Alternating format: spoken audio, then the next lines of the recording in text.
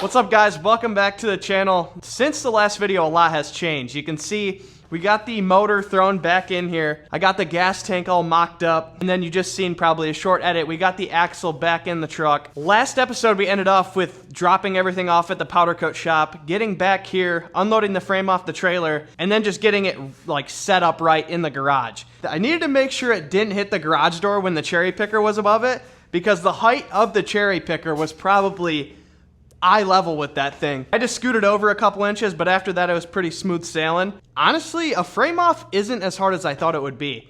From here back, there's like 3 things you have to connect. You gotta connect the fuel lines to the gas tank, the brake lines to the axle, and then just mock the axle back up. When we choose the powder coat color, I was thinking I didn't want it all white, so I broke it up a little bit. We did the silver blocks, silver U-bolts, and then like the white, I'm not even sure what these are called. These are like the clamps or something.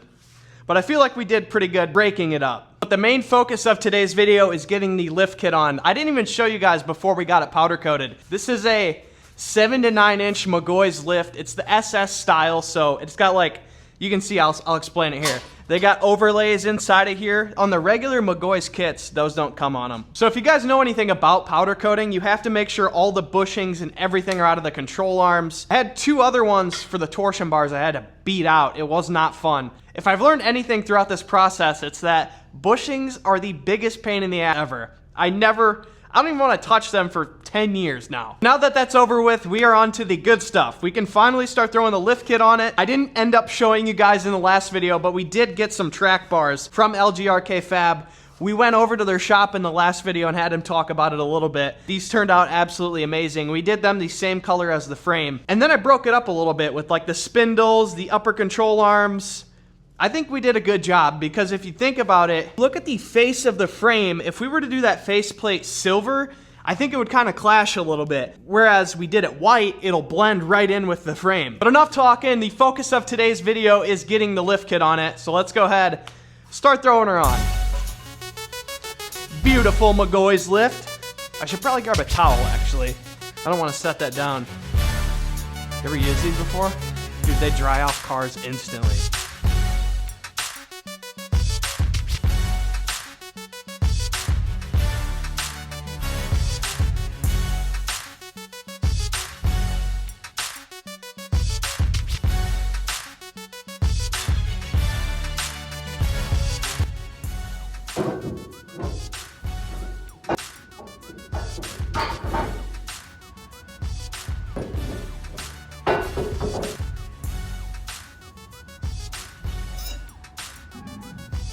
So if you guys are watching this and it's your first time putting on a lift kit, I'm going to explain it a little bit. It's pretty easy. You got the rear cross member that drops from the factory mount. This is the factory bolt. It drops it down 7 inches. And then you got the front cross member that drops it down 7 inches. Then the bar that sits in the middle basically makes it so those cross members can't fold in on themselves. Hook your lower control arm back into here, and that's really all a lift kit is. And then you got the torsion bars that you drop down as well. So basically the whole suspension system is dropped down 7 inches. The reason it's called a 7 to 9 inch is because you can crank the keys up and raise it 2 more inches. But other than that, lift kits are pretty simple to like understand. So we got majority of the work done. We got a couple more pieces to throw on her, and then we should be wrapped up with the lift kit. You guys also probably seen that the axle, we left sandblasted. That is because I didn't want to pay somebody to put it back together.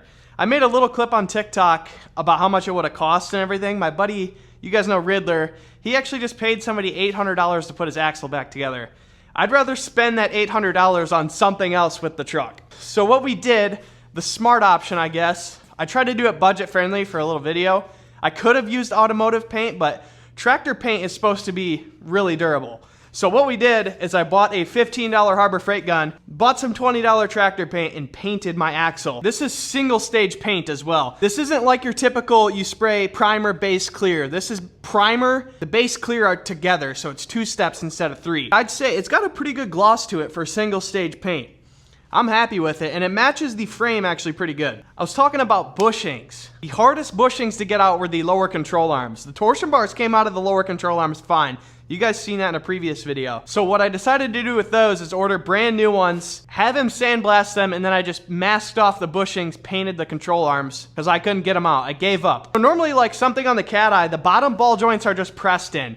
But on these newer trucks, they're pressed in and crimped at the top. So they like almost bend the edge out. I wasted a whole day trying to get that ball joint out, and I'm just like, I'm done. I might have lied, I didn't mask off the bushings, but they look pretty decent. We just paint matched the bushings. There's nothing wrong with that. I'll wipe them off, for sure. But yeah. All right, boys, we time traveled a little bit all the way over to Cascade, Iowa. Down here to Bergfeld Polishing. I dropped a couple things off for them to get polished. You guys know every single truck I have at least a little bit of chrome or polished on it. I dropped a couple things off for the new truck. Let's go inside and check them out. What's up? What's up? How'd they turn out? Pretty good, pretty good. I seen you, you ripped the burnout in the LB7. Yeah. It does them. That turned out good. Oh yeah. All of them did. You were saying something about the metal. What were they doing? So, like, I tested it with a magnet. This side sticks, and I think them are pure steel. Okay. So if I do sand and polish them, they're just gonna rust right away. Okay. So, yeah. I'll probably just wrap them or something. Throw some white wrap. However you want to do it. But. Yeah. Dude, you did a good job. Thank you. I'm excited. I'm ready to throw the shocks back on right now, I think. I'm happy with it. What do you think? Wrap it white? Wrap it chrome? Chrome wrap's not my favorite. I don't think it looks very good. I know, but then that's just more paint, and I just took my paint stuff down. You like the big hole in the bed? The leaf spring shackle snapped in half, and it went up through the bed. Really? Yep.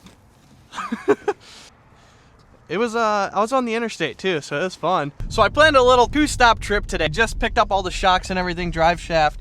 I made a post or something, and somebody reached out on Snapchat saying they had a piece for the bumper that I need. And you guys know I got the main piece already. Today we're meeting somebody to pick up a valence. It saves me a little bit of money. I figured why not. We're gonna see L5P, baby. Ooh, it's deleted too. What's up, how's it going? Good. Dude, this thing is pimp. Thanks. Wish I could buy me one of these. Mad expensive. I bet. It's in perfect condition. I never even used it. I just bought the truck and took it off. It is perfect. Thank you, I appreciate it. Of course. Thanks for meeting me too. I didn't have nothing going on today, so I just took some time out. Did you buy this thing built already? Yeah, I slapped the wheels on it. Yeah. You know who Dirty Max Jack is? Yeah. It was one of his giveaway trucks. Oh, really? And then I bought it from the dude I bought it from the winner, and I bought it from him. Huh. But I plan to redo it all. I want to do purple powder coat instead. I think it's perfect. All right.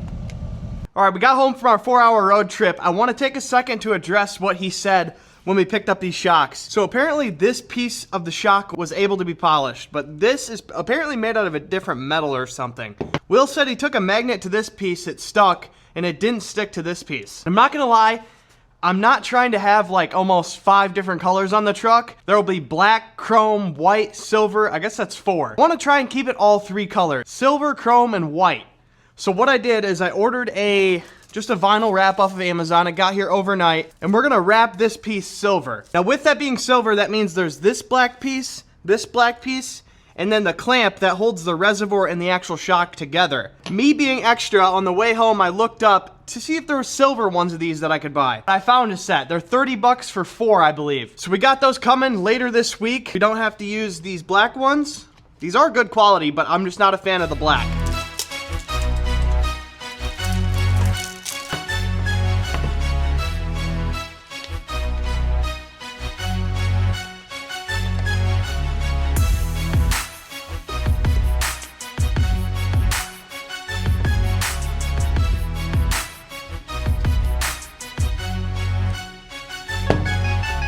All right, I just finished one. I don't know, I'm up in the air about it. What do you guys think? Does the silver look better than just the regular black reservoir with the chrome shock? I'm kind of 50-50 with it. Not sure what to think. On a side note, all we need to get this thing rolling again is bearings for the rear axle, which I have good $700 in wheel bearings sitting here just because I wanted to replace the ones on the rear axle, and none of these fit, sadly. I don't know what I'm like putting in wrong when I order these bearings. There's like 12 bearings sitting there, and none of them fit on this axle shaft right here. The regular bearings were probably fine.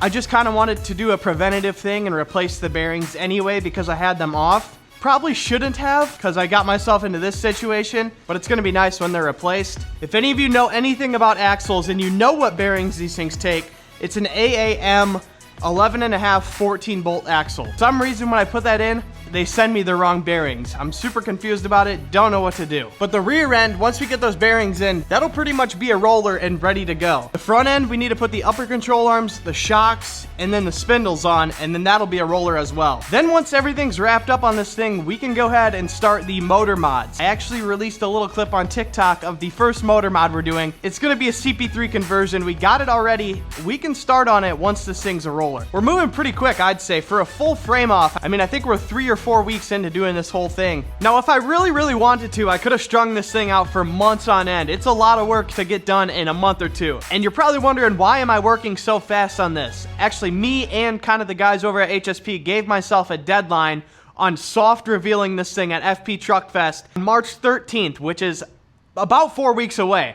That means I have 4 weeks in order to get this thing prepared to drive all the way to Tennessee and back, because I don't have a trailer to haul it, and the only way I'm gonna be able to get it there is to drive it. I'm hoping I can get it finished on like the 1st of March, at least driving, so I can work all the corks out, see if there's any leaks, because the last thing I wanna do is pay somebody to tow this thing back from Tennessee. It wouldn't be cheap. It'd probably be a couple $1,000s, honestly. But I think we got more than enough time. I mean, this week it'll be rolling again, so we shouldn't have an issue with like getting it done in time. The only thing that I see could mess us up is if I, you know, snap a bolt off in the head or something. Knock on wood, that doesn't happen. But that's gonna be it for today's video, guys. If you haven't, drop a like on the video. Thank you guys and have a good night.